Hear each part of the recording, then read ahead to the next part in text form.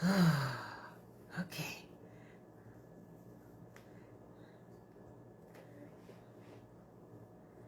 Yes. Hello. Hello, hello, hello, hello. Welcome, welcome, welcome to Worthy Wednesday. Y'all, okay, first of all, hey sis. First of all, you guys, hey Serena. I have to make an announcement because this is pretty important to me. First of all, today, October 21st, 2020, today is our 14th Worthy Wednesday together. Now, because I am super nostalgic all the time and I am always up for a good story, so I went back and I watched the very first video I posted. It was like 7 in the morning because I was so excited. And also my afro was out to here, which low key, I missed it just a little bit. Hey, Belinda. And I got a little sad about that, but I digress. But I remember thinking about the group at that time and really trying to figure out what we were going to do. And I remember laying in the bed and I got up because I was so excited. And I was like, man, today's Wednesday. It's our very first live. I wonder what we're going to do, because at that time I still didn't know what we were going to do. And I thought, well, what should we call it? And I really heard the Lord say, you should call it Worthy Wednesday. I was like, dab. So I was like, welcome to Worthy Wednesday. You guys, it has been 14 Worthy Wednesdays. I don't even say today is Wednesday anymore. My sister will get up and say, oh, Lord, it's Worthy Wednesday. Primarily because I usually spend the day just kind of meditating, and she says, I am terrible. Anyway, boo, sis. Anyway, she says I'm terrible on Wednesdays, primarily because I'm completely stressed out and I'm like, I don't know what to talk about. So anyway, today is our 14th Worthy Wednesday. We started July 15th, 2020. I never would have thought that we would have been together 14 Wednesdays. Can y'all believe that? Yes, I'm so excited. Anyway, the second thing I'm so excited about, there are 408 women or 409 women in this group. Oh! Y'all, worthy women, let's go. Okay. I am too hype about that. So anyway, what a phenomenal journey that we have been on. I am thankful every single day. I am excited every single day, as you can tell. But I am most excited about Worthy Wednesdays. So I have 2 more announcements. So my second announcement or third announcement, whatever number I'm on. Anyway, y'all, my sister really hurt her toe today. Like this morning, I heard her say, Jesus, help me. And I was like, sis, are you okay? Anyway, I didn't hear her say anything. So I actually thought I was dreaming that she had hurt her toe, which is hilarious.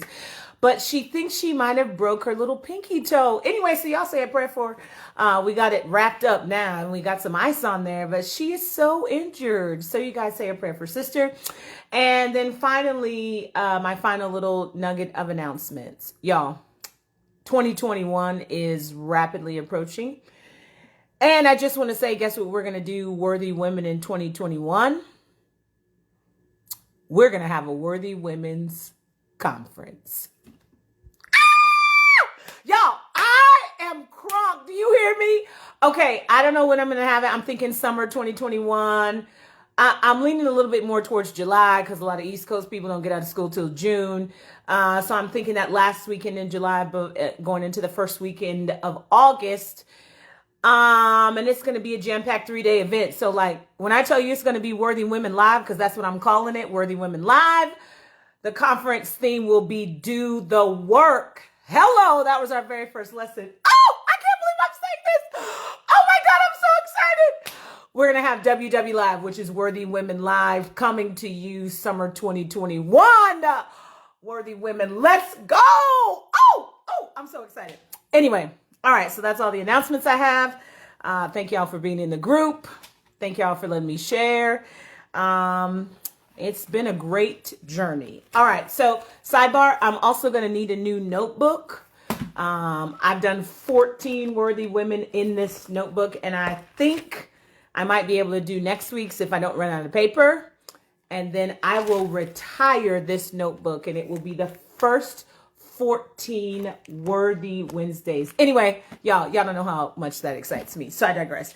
All right. So today in the month of October, we have decided to tackle fear and why we need to eliminate it, why we need to dismantle it and destroy it in our lives. And today is no exception. Today is our third installment of living without fear. And tonight I have called our lesson, Fear Not. All right, first of all, I want to show y'all my beautiful artwork that I did. Can y'all see that? I also want to tell you that it took me 3 pieces of paper. So if anyone has any graphic art skills, I will certainly commission you to help me. So tonight we're going to talk about fear not. So there's a lot of things, worthy women, that I think are important when you're talking about fear. But I felt like something that was really important to me was to tell you a story to give you some context for why I chose to talk about fear not tonight. So when I was in middle school, high school, I'm not sure, I thought about it for a while, but basically there was this term like slang. You know how all generations have their own slang. All right. So when I was growing up, when people would ask you something like, are you going to the dance with Johnny? Are you going to the football game with Peter? Whatever the situation might be, like, we never used to say no. We used to say not. Okay. So like that was cool then. And if it wasn't cool for you, do not tell me in the comments because I will be offended that you are saying that I'm old. But anyway, I digress.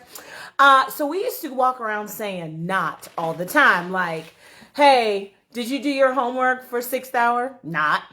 Because basically what I was saying at that time was, no, I didn't do it. And why would you even bring it up? Because that's not even an option for me.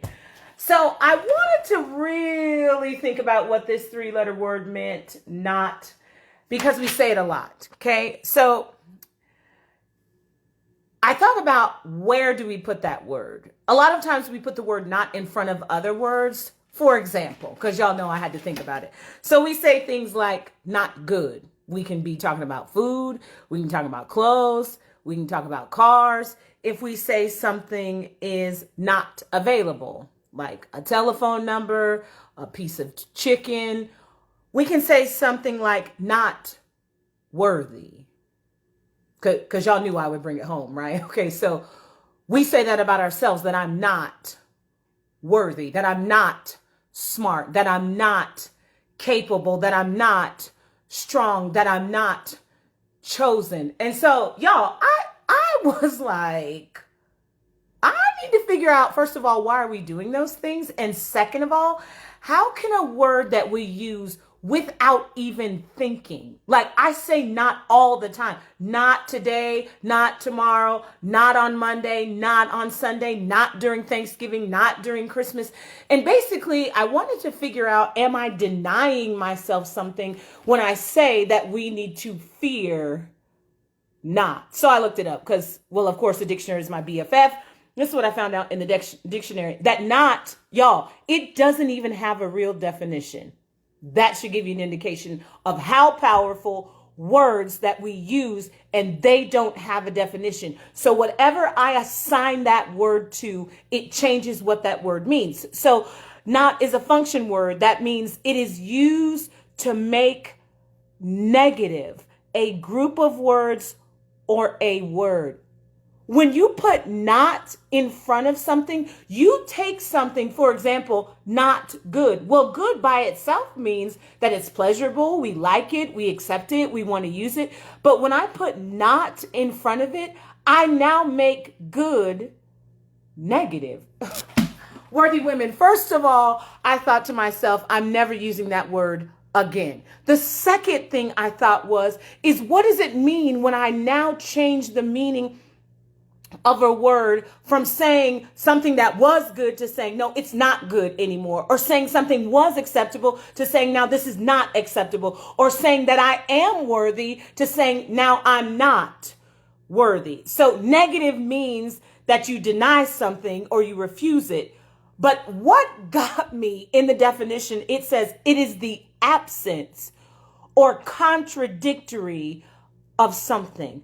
So if I say that I am not worthy. I am actually saying that I am absent of something worth paying attention to, that I am absent of having value, that I am absent of having goodness, mercy, or strength. When I say I am not worthy, I have now decided that who I am is a negative. And what that means is that I am saying I am missing something. Something in my life is absent. That means I am incomplete. Okay. So I thought to myself, I said, Karee, this makes total sense, because especially for women, not so much for men, but especially for women, when we put so much of our worth and value and belief into how, first of all, we describe ourselves, and second of all, how others describe us. So if someone were to say, is Karee faithful? And you said not, they'd be like, what? You mean she's absent of being able to be committed to something fully? If someone says, is Karee open and honest? And they were like, nah. You would think, wait a minute. Does that mean she lacks the ability? She's contradictory to the truth. She would rather tell a lie and not do what she's supposed to do. Okay, y'all. So then I said, what does that mean in relationship to fear? Because strategically, it would be saying not fear, but that's not how we hear it. We hear it as fear not. So I thought for a long time, the placement of the word not in your life is very important. Okay. So here's the word I want you to think about, not. So fear not. So let's review. The definition of fear is an unpleasant, often strong emotion caused by the anticipation or awareness of danger. So if I am experiencing fear, I have a strong emotion, and it is because I can sense danger, okay?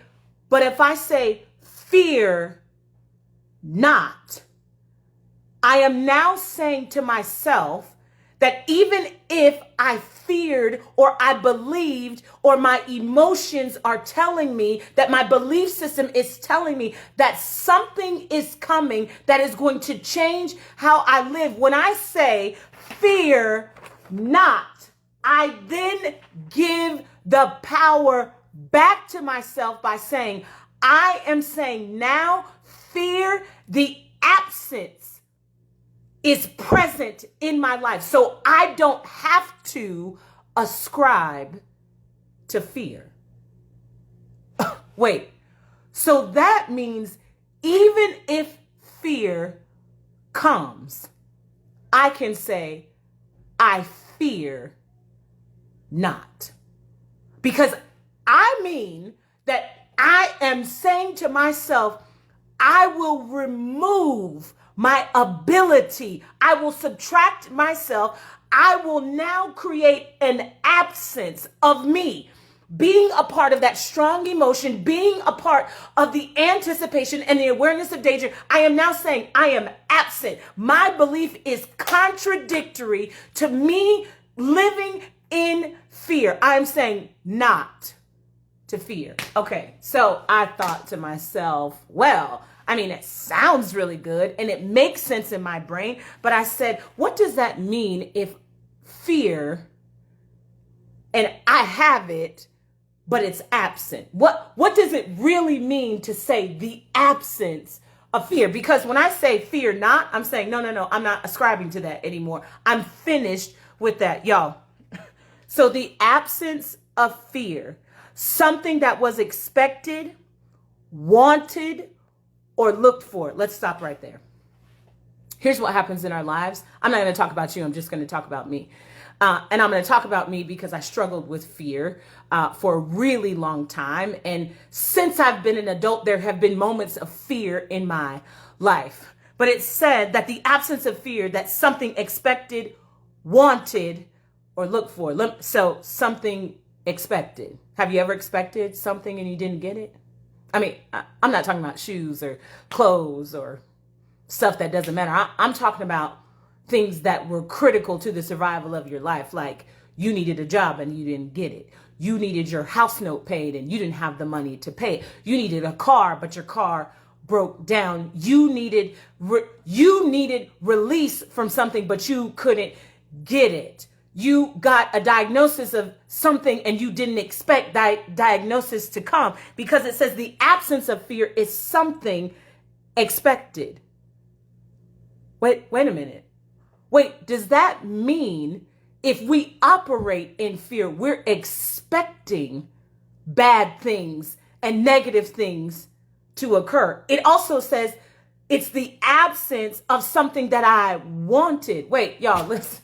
Worthy women, listen to me. I can tell you how many times in my life I want something. I want something every single day. Like some days I want donuts. Some days I want ice cream. Some days I feel like I want 50 jobs. Some days I feel like I don't want to do anything. But it's not talking about wanting in that sense. It's talking about that deep inner desire that no one sees and no one knows but you and God. And you're standing in that place in your life where you're hoping that you are not living in a spirit of fear, but you are really thinking, what I want, am I really going to get it? I mean, is this prayer really going to be answered? Am I going to get the promotion that I know I deserve, but they keep looking over me for the last 5 years, and they gave it to Sally and they gave it to Susie, but they just walked right past me? See, it's something I wanted.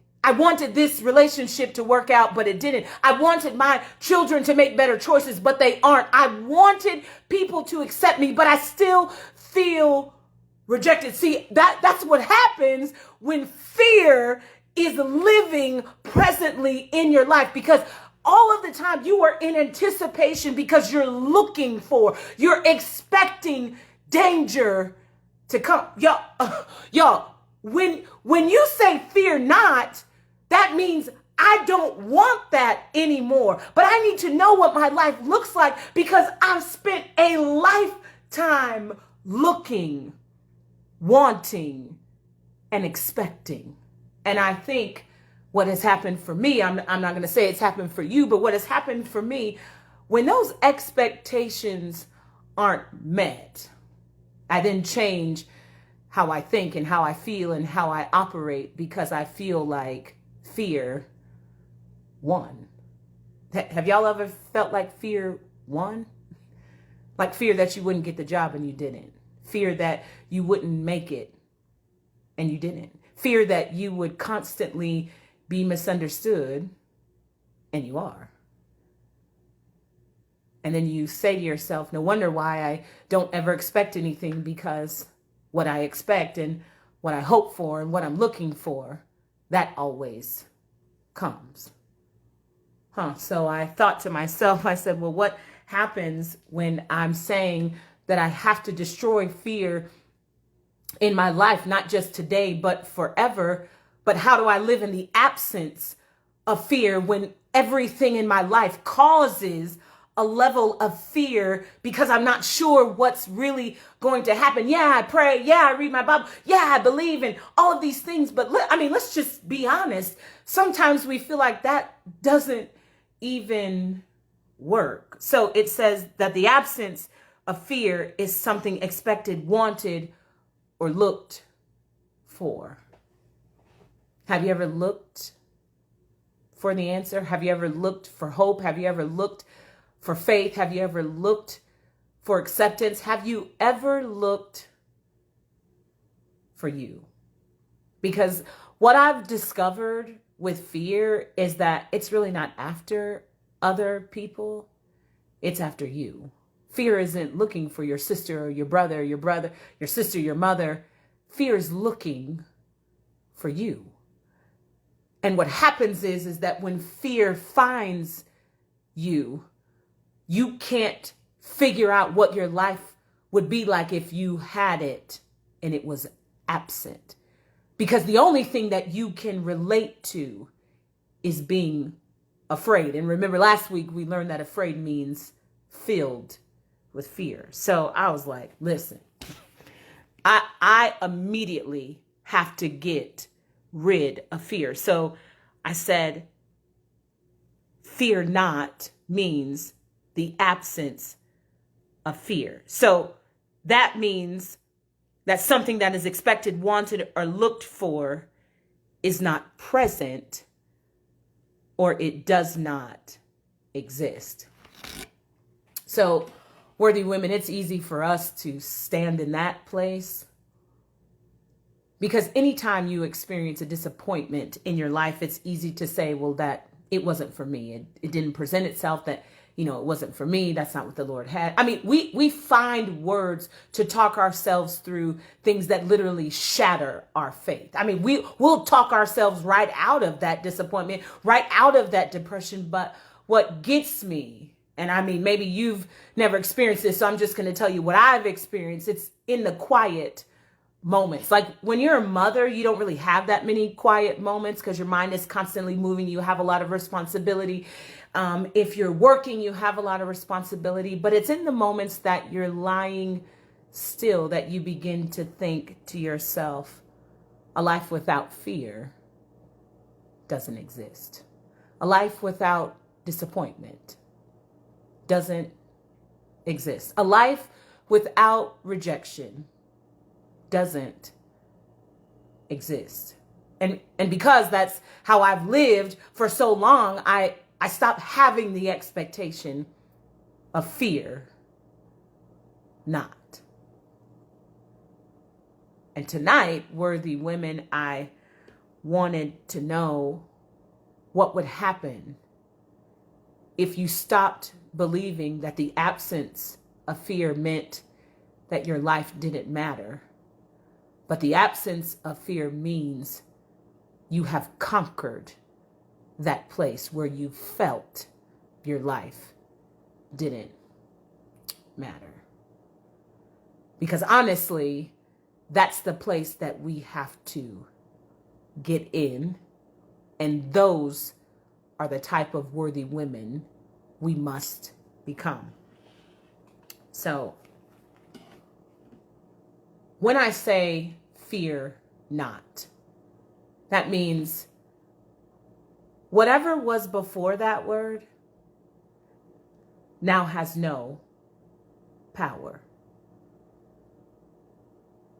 So whatever you decide to put before saying not, that thing becomes powerless when you say, I won't accept that anymore. So I thought to myself, I said, Kareet, look, this really sounds good. I mean, it makes sense in my brain. I think I understand it. I said, but what is something practical that we as worthy women can do every day in order for us to walk around saying, fear not. Fear not. See, what happens is in the beginning, all of our emphasis is put on fear. Y'all get that? Okay.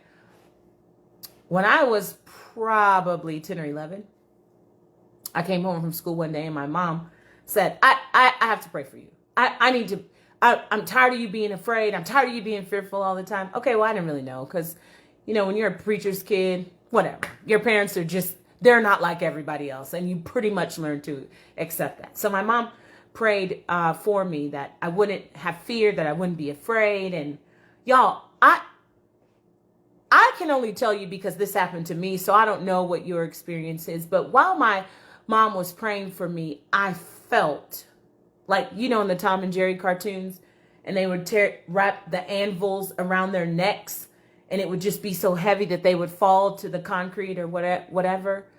While she was praying for me, I felt this weight literally fall off of me. And tonight I thought about when I was preparing for this, I thought about that's exactly what fear is. It's a weight that we carry everywhere we go. Now imagine in the cartoon, when they wrap that anvil thing around them, it's like two on both sides and they just fall to the ground. They can't get up. They can't move their head. They can't walk. They can't do anything but lie there because they need somebody to unloose them. And I thought about that feeling tonight when I was really praying and meditating about this, because I said, the reason why we don't ever say fear not, or the reason why we put all the emphasis on fear, is because that's what's screaming the loudest in our hearts and in our minds and in our ears.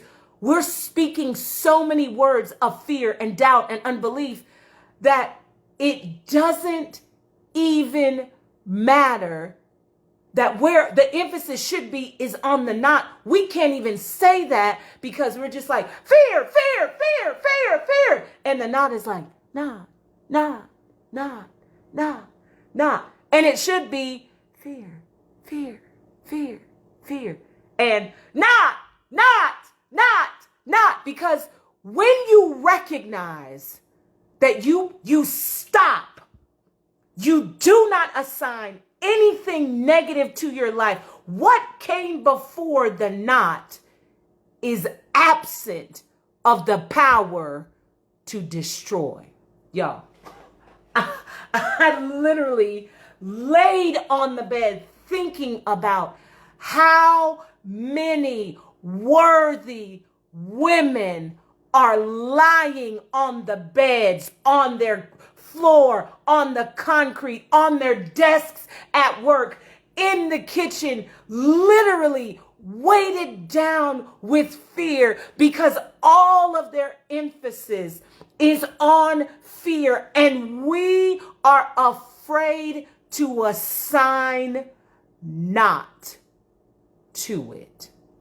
Because what happens is, when you've lived that way so long, living a different way causes fear. You guessed it. Because one of the biggest reasons why people don't change their lives is because of the fear, say it with me, of the unknown. Y'all, we would rather spend 10, 20, 30 years yoked up with fear, all of these emotions, stress, everything, agony, despair, weighted on our necks that have literally laid us flat.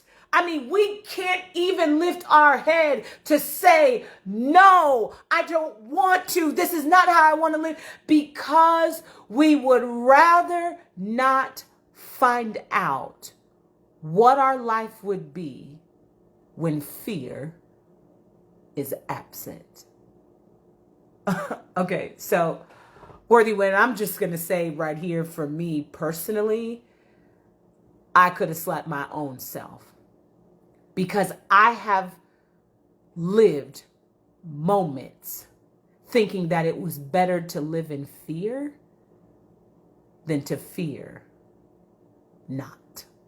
So I thought to myself, what in the world? Like, this is probably the toughest lesson for me yet. So I said, okay, we have to do something. We have to do something. We have to do something. So the first week I said that you have to acknowledge that you have to acknowledge it first. You can't just pretend that you don't have fear.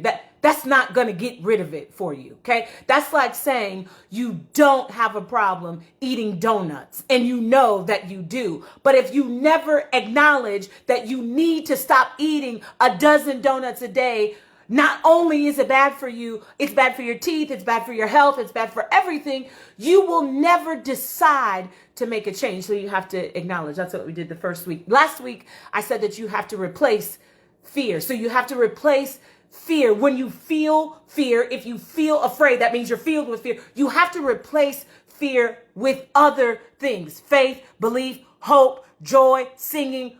Whatever you have to do, you have to replace fear.